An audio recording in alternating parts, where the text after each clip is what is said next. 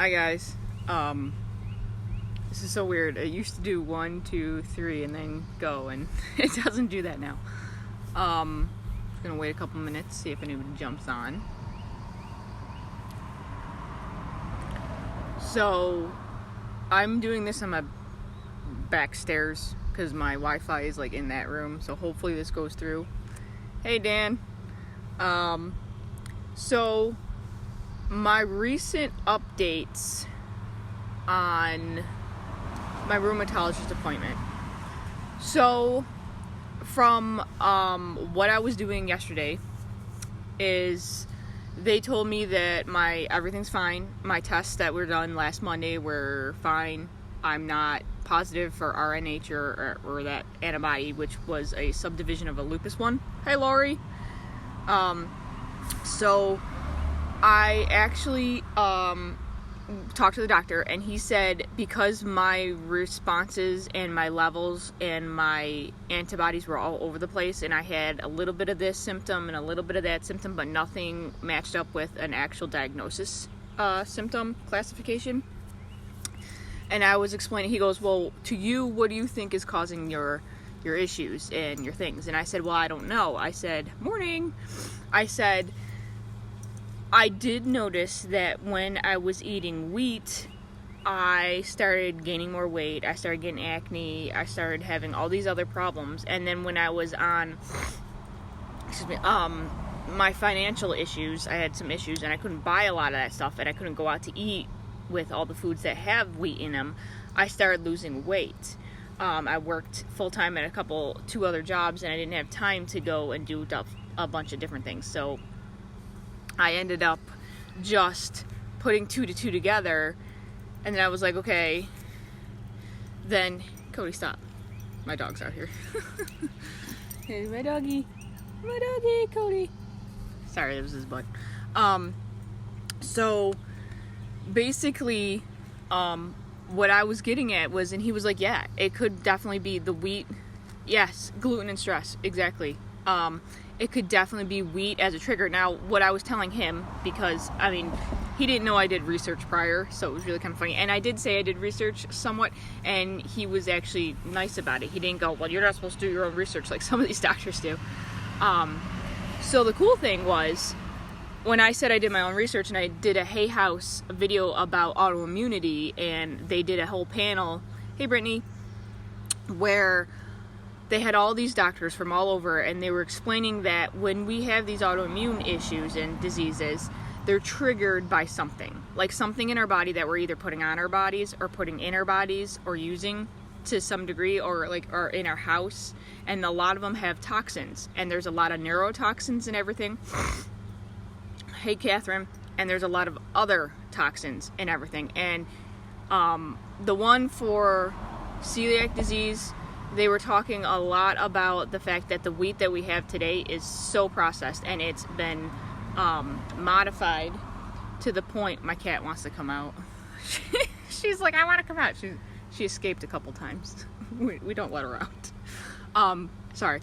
But they modified the wheat to the point where it's a shorter wheat grass, and it yields more wheat seeds and things.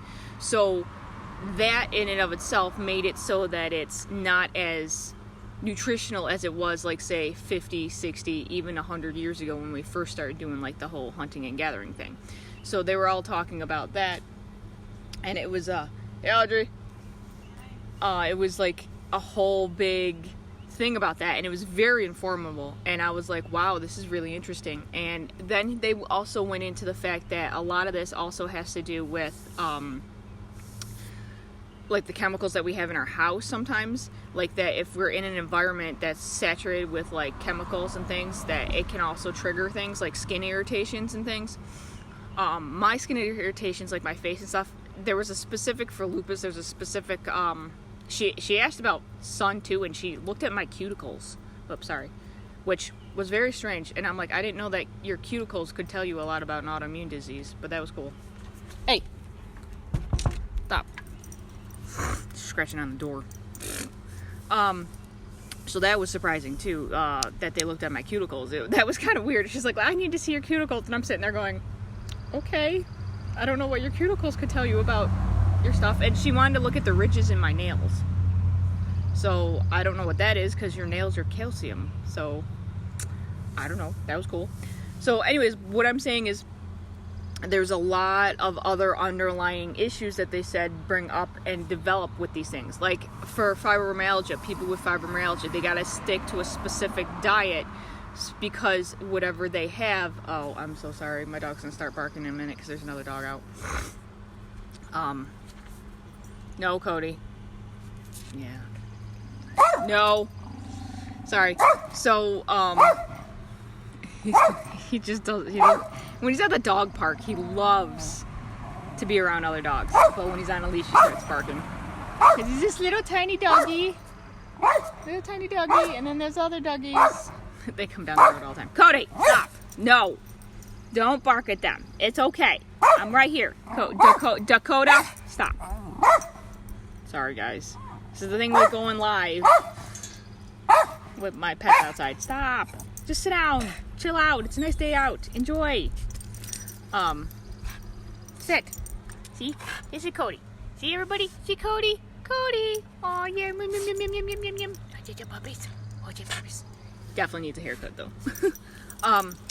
So what I was saying, sorry about all that other stuff, guys, and being distracted, but there are a lot of other things, like for fibromyalgia, what I was saying is they have to stick to their diet, and he didn't specify what, because I didn't have that, or wasn't doing that, but he definitely said that there was something to the diet. In the panel, they were saying sugar was triggering fibromyalgia. So if you intake too much sugar, or you have a certain amount of sugar or something, it messes with your nerve endings or something.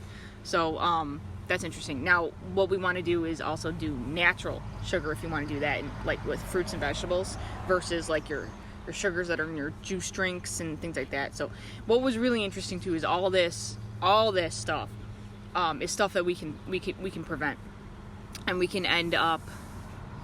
Yeah, Dan, I'll be okay, because apparently I was leaning towards celiac disease, but I didn't have it, and that's why every time I took the test, I came back negative. So it's more like it's a lifestyle change, but they're like, okay, if you don't want to, you don't have to change, but you're still going to have all these symptoms. And that's why in my last video, I was like, okay, you guys have to hold me accountable, because I know I have a lazy streak. Hi, Nancy. And I, like everybody else, and like, it's hard to change, and I understand that. I get that. I've been there. I mean, I know. I mean, moving here with my grandparents who've been eating wheat and don't have, my grandma's got this iron stomach. She can eat spoiled milk and not have issues. I'm like, dang. So them eating wheat and having everything that they eat is wheat. It's kind of like that whole thing when you're around people, like people who have a food addiction like I do, which is wheat. And the stuff in wheat, I found out, actually have a substance. I don't know what it's called now, but it makes you more addicted. Kind of like potato chips. In the commercials, they're always joking that you can't just eat one. Well, that's not a joke. It's like a serious thing, because they put stuff in the food that we don't even know about it, and they don't have to say anything, because the FDA doesn't have to say that you have to put that in your ingredients. So it's like a neurotoxin that makes it so that we crave it more. It's like crack cocaine to the brain, which all this stuff was just mind-blowing when I was finding it out, and then I did more research on it, and it's true. Like, Google's a really good place to look, but you also have to understand they're bought, so the top things, the top 3 responses or whatever, are the ones that are paying for that.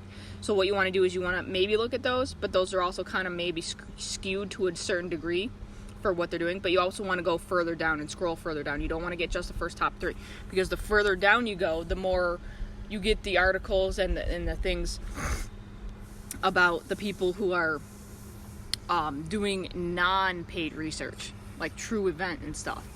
So I joined a bunch of these other groups about like celiac disease, and he did say something about the keto diet, if I wanted to do the keto or the paleo diet or whatever, which might be better. But right now it's going to be kind of hard, only because there's more or less I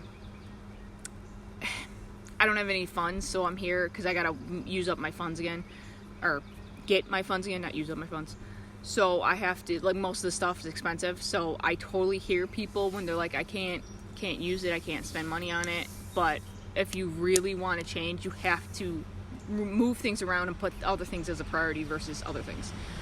So normally I would buy crystals and things, but now I have to buy health food and water. I've been drinking a lot of water too. That's another good thing.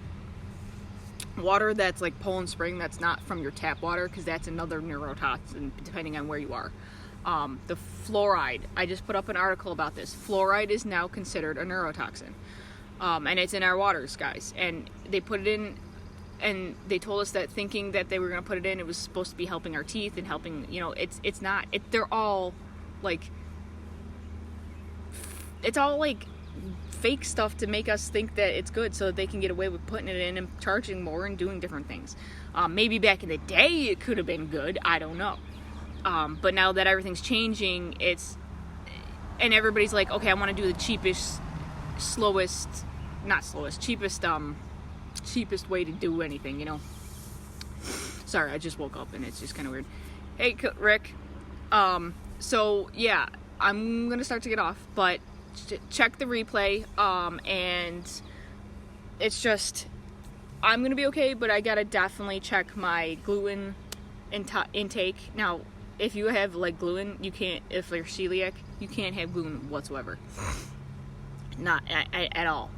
But me, luckily, I can have a little bit at a time, so I'm not super having to be vigilant on it, but I'm going to try to be, because that will make it so that I can lose weight again, because I noticed I'm starting to gain weight in my stomach, that I am not going to have the acne as much, so, and then I'm also not going to end up being hard of breath when I'm walking, or having all those issues that I had before. Because I know when I didn't have the money to buy it, I was better, and I was just eating potatoes, chicken, and rice.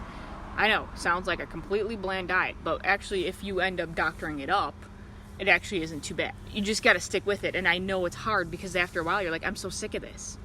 But I was able to eat, like, I went to a restaurant up here, Griffin's, who has gluten-free macaroni and cheese. Now, I love going and getting my gluten-free macaroni and cheese, because this is like the only place I've found around here, at least, that has really good tasting gluten food. So that's at least a good thing. But then again, I have to have money. So if I gotta also start cooking more in the kitchen, or doing stuff like that. So I gotta start doing more vegetables, start doing heavy vegetables and heavy like meat, like fat diet, so that you can start burning more fat. And then I went to Taste, and I had my Millard Fill Me More wrap, which was good, but it's a wrap, so it's less wheat. And what also triggered me this last week was I went to church, and I ended up getting food from the church, and I ended up getting like bagels, and I've never had bagels in a while, and I ate like 2 full bagels the last 3 days, and then one day I had wheat in every 3 of my meals. I had a bagel for breakfast, then I had a ham sandwich, and then I had a egg salad sandwich for dinner, and that was all on bread, which is all wheat. And that's how a lot of people end up gaining a lot more weight, because so it also depends on your personal body take. All this, it depends on like what, if you do it and it feels good and you are losing weight and things like that and you're staying off of it, that's good.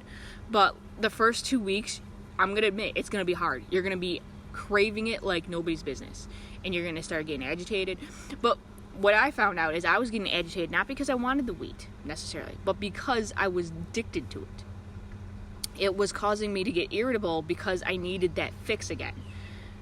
So this is all stuff that I've been like trial and error, because I'm like, oh, I feel better, I can eat wheat again, and then I'll go back and I'll feel like crap again, and then I'm like, oh, I get away from it, and then I can eat it again, and I'm like, no, this whole entire thing, what it's teaching me is that the flux in eating the wheat, it's the wheat that's the common denominator in this whole entire thing with all my issues through all the years. And when I was a kid, I used to eat Burger King all the time and stuff, and I had a good metabolism, and I wasn't really into sugar or any of that stuff. But like, I definitely noticed that now, looking back like 30 some years, hi Tom, the wheat being constant in our diets and in my diet per se was definitely a big thing. And Eric, if you're watching, it's definitely part of your thing too, I think, because you were eating wheat, you were eating sandwiches with 4 slices of bread, and I think that's why you got so heavy, because the wheat will trigger the fat responses, and it will make it, hey Jamie, it will make it so that we get heavier. Like, we're gonna put on pounds because the wheat, we can't digest the wheat because it's modified in today's day. And a lot of people aren't really walking and getting exercise. We're seeing a little more of that now, which is good because people need to get out and do the exercise. But like back in the day, people were farming the fields. So when they ate the wheat, which wasn't modified at that time, they were also walking the fields, working out in the day. Hey girl! And not, sitting on the couch watching TV and things like that. We have modified our lives to the point where our bodies are not in sync with the natural flow of things. So anyway, I digress. What is going on? And Eric, for you, yes, you're texting me about the fact that it's not necessarily genetic in our family, because there probably is some celiac sensitivity. Dad ate wheat, but he didn't end up getting heavy, but he also was out working and stuff. So you gotta figure it out. Like when Dan and I told you, like, going up the stairs in your apartment was a good idea and getting out and doing it more, yes. But I would definitely start with reducing the wheat out of the diet, because when I was over at my apartment with Chris and stuff, I didn't have the money. I couldn't eat the wheat because I couldn't buy it. So then I was buying crock pot stuff, chicken, potatoes, and hard-boiled eggs. Or eggs, hard-boiled, scrambled eggs. Because I have another weird thing where I can only do scrambled eggs and hard-boiled, which is I can't do omelets and stuff. It's another weird thing. I'm just a weird monstrosity. I don't know. I just have very strange things. And that's what the doctor said too, the rheumatologist. She goes, I've never seen a case where the ANA is negative, but the underlying one below the ANA is positive. He goes, that is just a real rare thing. And this is what I get from all my doctors. My body is so sensitive to everything. It's just, I get the weird test, and everything that comes back is just weird. And another side note, he did say that thyroid could be an issue too, but if that's the case, I have to go and see like a nutritionist or something to get different things. Because my thyroid levels were within normal ranges. But being lethargic and stuff could also be, it's a lot of things you got to kind of like mess with a little bit. And be my own guinea pig, so to speak. So yeah, Eric, if you want to start taking the wheat out of your diet, do less. Like do less and less, and instead of doing like a sandwich, do a pita roll like we were gonna do before, or do a wrap and do like a tomato wrap or a spinach wrap instead of the wheat. If you are at restaurants or something, try to order less wheat products and more wraps, because it's the less wheat. Or if you want a side, instead of getting like French fries or something fatty and oily, get like a salad or something. You were always better into eating the salads than I was.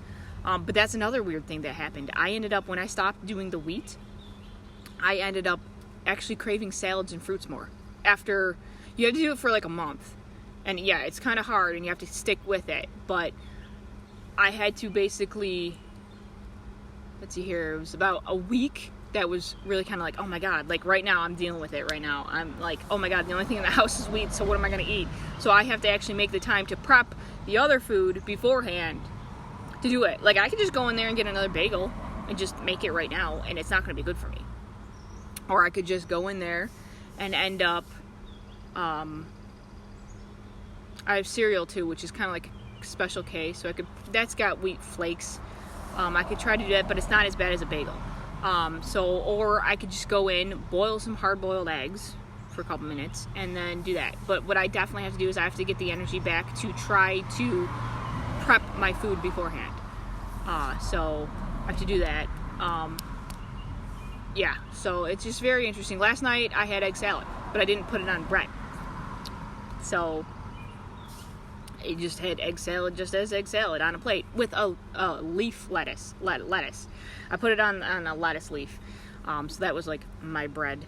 And one of my girls that is in the keto diet does that too, because she can't have wheat at all either.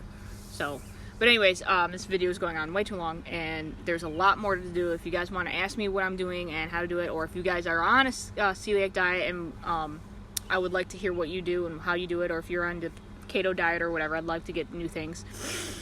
So yeah, Jamie, this will be interesting at church. But it'll be fine. like I said, I'm very grateful that I don't have celiac disease, because my friend, my mom's friend, had it, and the doctor at that time, who was a legit doctor, was actually getting pissed off at her for using the same toaster oven, because the crumbs from her husband, who was eating wheat, were still in the toaster when she was making her non-wheat bread, and it's still a contaminant. And when you have celiac, any little thing like that is a trigger. Luckily, I don't have that. I have celiac, or I have gluten sensitivity, so it's all just kind of different. But anyways, those who weren't seeing the whole thing, catch the replay if you want to. This is just a continued battle that I'm going to have to fight day in and day out for the rest of my life, because there's actually nothing. And if I continue to eat wheat, from the tests and what they just saw, it's definitely correlates to it. And more than likely, I'm going to have a lot more internal issues and things if I continue to eat wheat day in and day out. So what I'm going to have to do is I'm going to have to definitely... I mean, I could. They were like, hey, you can do whatever you want, but if you want the better quality of life, you have to start making the change now. So, yeah. This will be an interesting run. But like I said, after you do it for a month, and I didn't know, I was doing it because I had to when I was in my crock pot. And you just get used to it, because if that's the only food in your house, that's the only thing you can eat, you're not going to gravitate towards something else. Yes, you're going to long for other shit, but that goes away after a while. And you just have to keep yourself distracted. You have to keep doing, you have to keep walking, you have to keep, exercising, and, I don't even remember what I did. I just basically sat. I just hope there's no bees in the house. I distracted myself. I was actually walking, I was lifting. At the job I was at, I was lifting boxes and things, so it triggered my weight loss. But yeah, definitely getting the gluten out. It will definitely make it so that you lose weight. Well, at least for me. I know a lot of people who did get the gluten out. I also do dairy-free. I don't really do a lot of ice cream. I haven't done a lot of ice cream in a year. I got a little bit back just to try it out because it was here, because my parents do it. But yeah, I'm getting acne back again. You can tell. And I was acne free. So when you get the acne, it's just the oils and things like that, and it's just your body just does not break it down correctly to be able to, use it. And it's a sad truth, but we all need to hear it and we all need to understand it. So anyways, I'm gonna get off because I'm gonna do another live later, and I'm glad this live action went through, so I know where to do and how to do it. I'll replay it later. For those of you who need advice or something and stuff, Eric, you can private message me again. I'll talk to you some more there, because I don't think I answered all your questions. But I've been pretty busy this last week because I'm also doing a bunch of my Young Living business things and stuff like that. So, and then helping my grandparents get rid of some of their things so we can clear out the space and redo the energy. So I'm going to get going.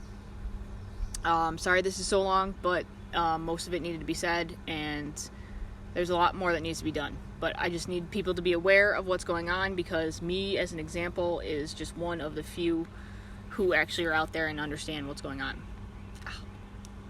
So, yeah. We'll see. If I can go a full month without, I'll have to fully, what I'm going to do is I'm going to fully start July 1st.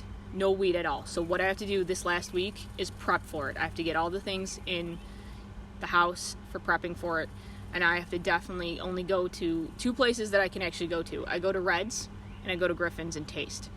Well, actually 3, sorry. So those places, if I do decide to eat out, those are the places I'm gonna have to eat out. I ate out at Iron Kettle the other day and it went right through me, and I had a turkey croissant with the salad bar and the soup. So that wasn't a lot of wheat, it was croissant, and that even went through me. So I definitely know that when I'm eating out, I never really had an issue with that, but I definitely know now that I'm super sensitive to things in food. And if I'm having a reaction to that food, that more than likely means that there's something in that food that's processed that you can't necessarily see on the labels or anything else. My body just warns me. So I'm gonna have to start. When I ate at Panera when I was going for a while back then, that was actually pretty good too. So Panera seems to be more natural, down to earth, and Red's for the cheeseburgers and stuff, they're natural. They're handmade. They're not like a patty or anything that's already, whatever, that's filled with like McDonald's cheese and all that crap. So you just have to pick and choose where you go and things like that, and try to go with the more healthier stuff. In East Aurora here, we're getting more healthier places in, and I have to start eating more salads. But anyways, I have to get off because I'm babbling. Alright, I will talk to you guys later. I gotta go bring stuff to the church and get stuff out of the kitchen table because my grandma's going crazy because there's too much crap on the table. Alright, more errands to do today, more walking, more lifting boxes and things, which also helps.